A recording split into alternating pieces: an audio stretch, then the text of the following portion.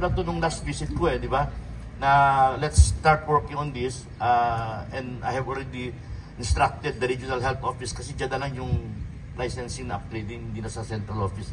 But I have already instructed the people from the RLED sa Region 2, DOH to... Sinabi ni Health Undersecretary Dr. Glenn Macho Baggao, panauhing tagapagsalita sa groundbreaking rights ng 1.2 billion pesos Providers Medical Plaza sa Barangay San Manuel, na isinusulong niya ang higit pang Memorandum of Agreements ng Cagayan Valley Medical Center sa Tuguegarao City at ng Southern Isabela Medical Center sa Santiago City para sa memorandum sa mga pribadong ospital gaya ng Providers Medical Center.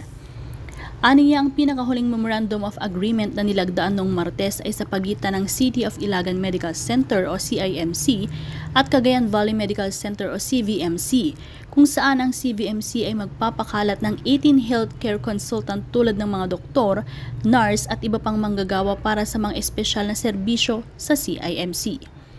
Sinabi pa ni Baggao na ang mga mahihirap at financially incapacitated villagers ay tutulungan din ng Health Department sa pamamagitan ng medical assistance for indigent and financially incapacitated patients, isang alternatibo sa mga benepisyong maaaring makuha mula sa Philippine Health Insurance Corporation.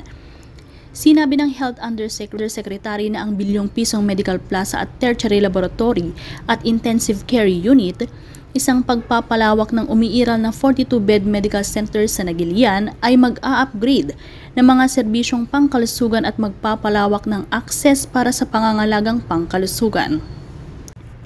Ayon kay Providers Medical Center Director Dr. Maria Fe Navarrete, ang pagpapalawak sa isang 7.8 hektaryang lugar ay magkakaroon ng 196-bed capacity na may pediatrics, internal medicine, obstetrics at gynecology, general surgery at iba pang serbisyong espesyalisasyon tulad ng hemodialysis, LASIK Center, Ortho Center, Catheterization Laboratory at Heart and Lung Center.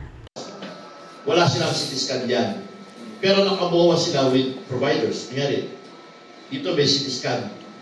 No? So patients are brought here, but the patient will not have it, hindi siya mag-out of pocket.